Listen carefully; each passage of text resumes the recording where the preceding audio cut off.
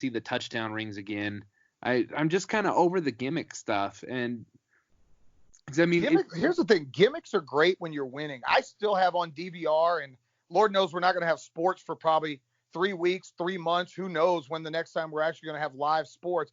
I've still got the Notre Dame game on my DVR. And anytime I have a bad day, you know what? I go back and I put that on.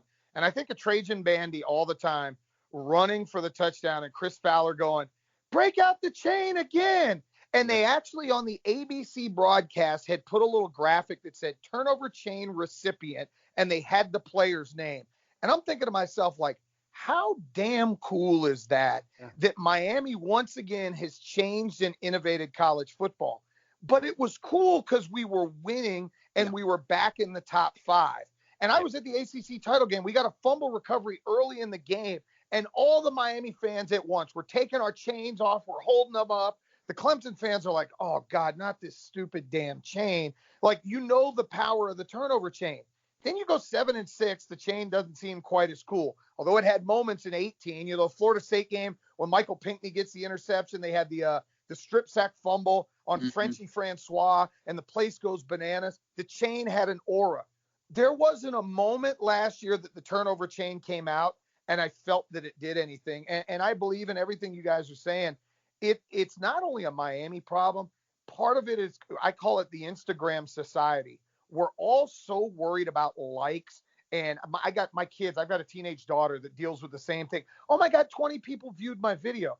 Who gives a damn? I told her, I said, I've got 17, 18,000 followers. I know probably 300 of them. The rest of them are nameless, faceless, you know, Instagram GIFs or Instagram pictures or Twitter pictures. I don't know these people. I don't care if they like my post or not. I do it because of the line of work I'm in. Miami players were too worried about running to their phone after losing the game going, don't be a fan later. I hate to tell you, homie, I've been a fan since while your dad was a young kid. I'm always going to be a fan no matter the name on the back of the jersey. I cheer for the U on the helmet, and I support the program. And honestly, bro, you could not have said it better. I mean, and you're an older, I mean, you've been around the Canes longer than I have, and I feel that way. I feel like, I mean, I've only been a fan since I was 7, around like 2001, 2002, but like I'm kind of sick of this whole this crap, dude. But I wanted to ask you this, John, because you are in Atlanta, you're in SEC country, and I used to live. I've lived in Tallahassee, I lived in the Panhandle in Alabama, and I have great respect for the SEC. I have great respect for Nick Saban. I also love what Dabo Swinney has done.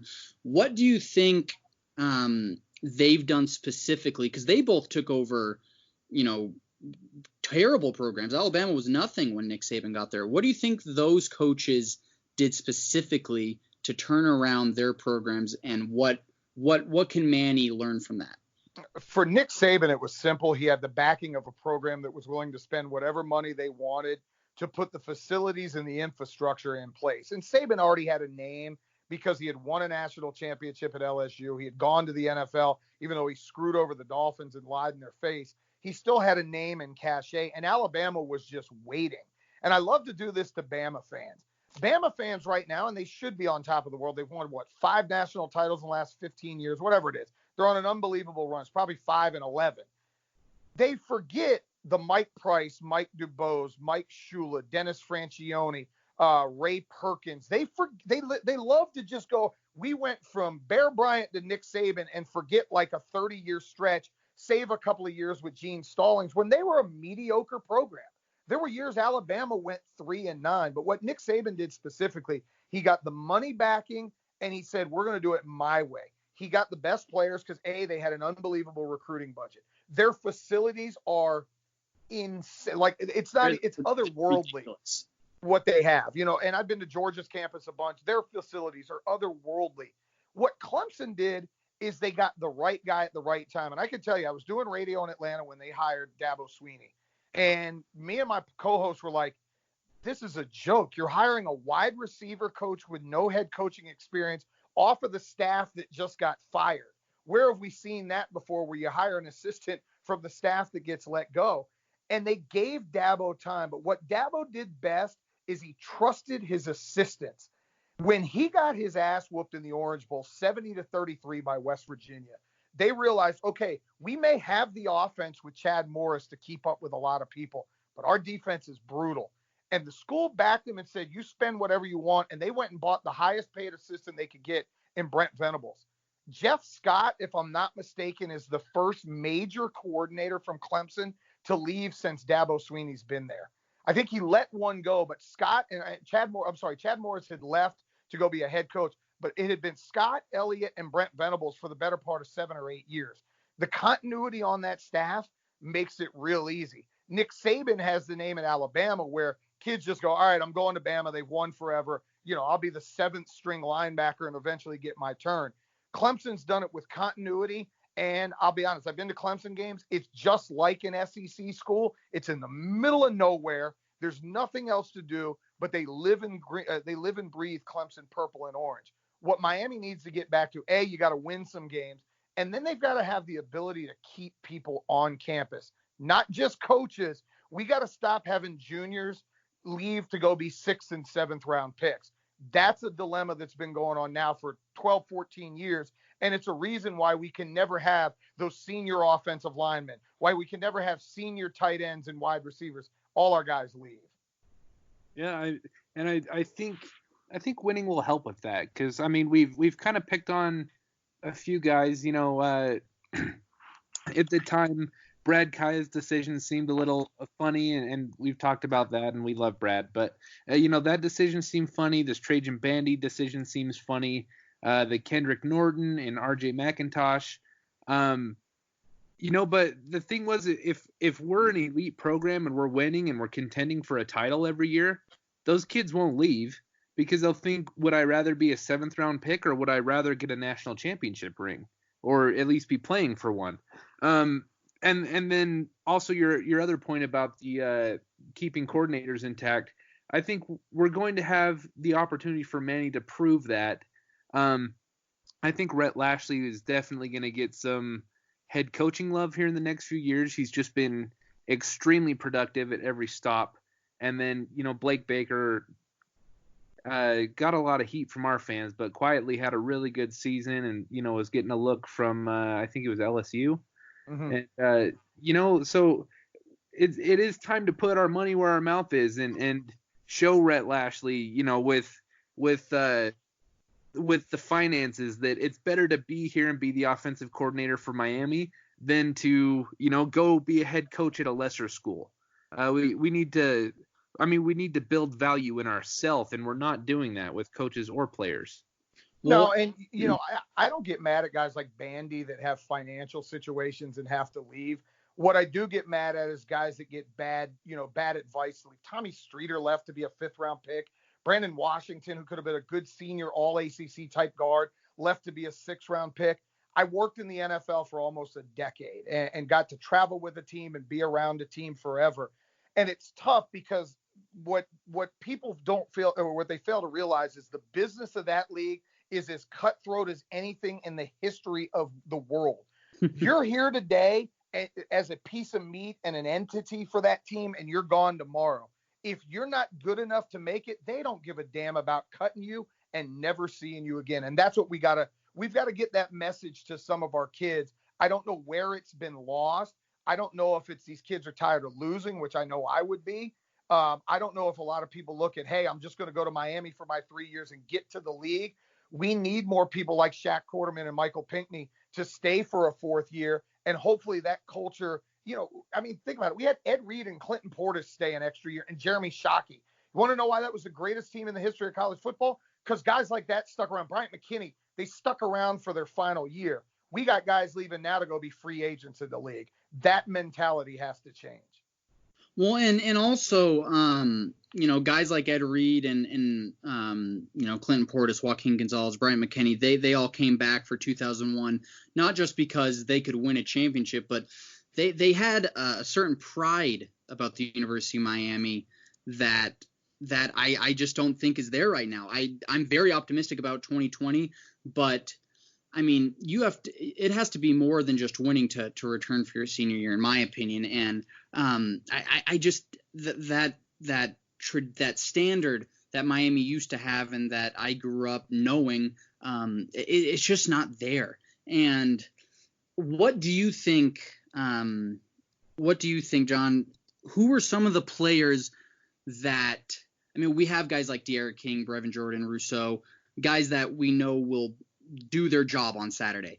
Who are some of the guys? Give me 2 to 3 guys who it's like a make it or break it year for them. Oh, DJ Ivey is number one for me. I think Al Blades got a lot of crap last year unjustly. I thought he did a really good job at corner.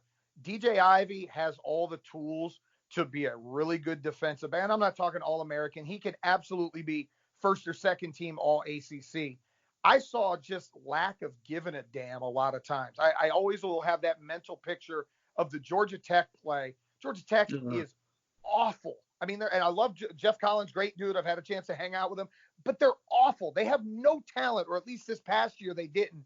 Everybody in the stadium knew they were going to fake that punt, and DJ Ivey just stood there and watched the guy run by him, and he didn't seem like he gave a damn. So I think for him, it's a huge season to step up and show what he can do. You got a couple of young kids in Corey Couch and Christian Williams that could push him for playing time. Obviously, they're going to start to recruit a little bit better. At least I'd like to think so, and bring in some other young guys. But I think DJ Ivey's number one for me. Number two is Nesta Silvera. Now, I love his attitude. I love the fact that he's, a trash talker. He's a throwback to old school Miami. It's year 3. It's time to take all of that bravado and make it work on the field. I need Nesta Silvera. I'm not saying be Warren Sapp, because Warren Sapp's a Hall of Famer. There's not a lot of people that are Warren Sapp. I need him to be at least RJ McIntosh from 2017. Think about all the times McIntosh was in the backfield making plays. Didn't always have to be sacks, but it was getting the quarterback off his spot. It was making the running back bend so somebody else can get him Chad Thomas could get him in the backfield. We don't have that. Beat Gerald Willis from 2 years ago. That's what Nesta Silvera has to be. He's the most talented interior guy that we have. And he doesn't have any pressure anymore. You've got Roche, Rousseau, and now you've got Jalen Phillips as well. You've got 3 monster ends. If I'm Ford, if I'm Silvera, if I'm Harrison Hunt, if I'm any of these young Jalar Hawley, if I'm any of those dudes, I should be eating this year. So that's number 2. And number 3 for me, I don't know what his injury status is, but Navon Donaldson, and I called him out on the radio. He needs to get his ass. He needs to drop 30 pounds. Yeah, I was just about to say he needs to get a little bit lighter if he's going to survive the offense. He's playing at 360, 370. Your big ass needs to be at about 330. He was better as a true freshman than he is as a junior. Like Absolutely. This year for Navon Donaldson should be, I'm an All-American. Now I know he's got a knee injury. He's got to find it, because I think in this offense, you just mentioned it, if he's not in shape, he won't play. Yeah, I mean, you said it perfectly. Nesta is a guy that I'm just like you. I love his old school mentality that he brings, but sooner or later, after 3 years, that old school mentality, I mean, it becomes kind of pathetic when, the FIU offensive line is manhandling you. But if he can stay injury free throughout 2020, I think he's in for a big year. Navon Donaldson, a guy that I think was a freshman All-American and then kind of just, I don't know if he digressed, but I feel like he just hasn't done much. He's huge. He's just a player that I don't know. I'm just, just please block. And then DJ Ivey, I think he definitely, that Georgia Tech play, good God, that was embarrassing. Holy hell. But I think he improved a little bit towards the second half of the year. I love the duo of him and Blades Jr. I think Blades Jr. is going to be a star this year. I think he's going to have a really good season. I'm because we've asked some other people about this question, and I think you're the first one that hasn't brought up Mark Pope. He's another guy. I mean, you could go down the list of receivers. I was all in favor of bringing in 2 transfers because it's too much of the, hey, I was a 4-star, hey, I was a 5-star. I don't give a damn. You haven't done a damn thing at Miami. What you did at Central or Southridge or, wherever you come from, that doesn't matter once you play on Saturday afternoons. Pope's another guy, and I think part of it we get caught up, and I know I do as well, in the rating system. There are guys that are rated high and may not be deserving of the rating, And after watching him for 2 years, I don't